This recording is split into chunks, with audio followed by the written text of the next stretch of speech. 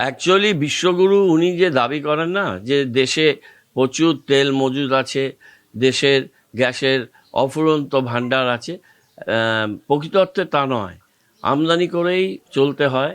নতুন করে আমাদের যে বম্বে হাই থেকে তেলোত্তোলন বা ন্যাচারাল গ্যাস দেশে যেটা উৎপাদিত হচ্ছে তাকে সদ্ব্যবহার করা, সেগুলো কিছুই নেই। তাই মধ্যপ্রাচ্যের এই যুদ্ধ আহ, ভারতবর্ষের অর্থনীতিকে ব্যতিব্যস্ত করে রেখেছে। লাগাম ছাড়া জিনিসের দাম, গ্যাসের জন্য মানুষের হাহাকার, লাইন দীর্ঘ থেকে দীর্ঘতর হচ্ছে, গ্যাস পাওয়া যাচ্ছে না, এবং কমার্শিয়াল গ্যাস তার চড়া দামের জন্য মিষ্টির দোকানগুলো অন্য গ্যাস ইউজাররা তারা বন্ধ করে দিচ্ছেন। চুলায় চলে যেতে হচ্ছে মানুষকে, কাঠের টুকরো দিয়ে রান্না করতে হচ্ছে, কেউ একবেলা রান্না করছেন।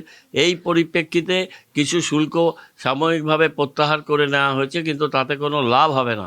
নীতিগতভাবে তেল রপ্তানির ক্ষেত্রে এবং দেশের মজুদ তেলের ভাণ্ডার, প্রাকৃতিক গ্যাসের ভাণ্ডার মজুদ রাখার ক্ষেত্রে যে সুসামঞ্জস্য একটা নীতি থাকার দরকার ছিল, সেই নীতিহীন কেন্দ্রীয় সরকার তাদের নীতি পঙ্গুত্বে আজকে দেশের সামনে আরেকটা বিরাট সংকট নিয়ে এসছে। জনরোষ থেকে বাঁচার জন্য সাময়িকভাবে কিছু ট্যাক্স রিলিফ দেওয়া হচ্ছে। আমার বিনীত প্রশ্ন মোদিজিকে, তাহলে এই বিপুল আরও অনেক যে টাকায় যখন বিশ্ববাজারে তেলের দাম কমে যায়, তখনও ভারতবর্ষে তেলের দাম কমে না। এটা একটা ডাইনামিক্স রাখা হয়েছিল দামটা, বিদেশে বাড়লে বাড়বে, বিদেশে কমলে কমবে, কিন্তু সেটা ভারতবর্ষের ক্ষেত্রে হয়নি।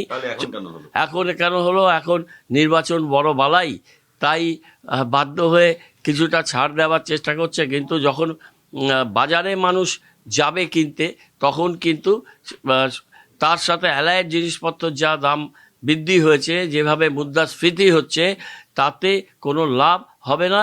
নির্বাচনে একটু রিলিফ দিয়ে তারা জনরোষের কাছ থেকে বাঁচতে চেয়েছে।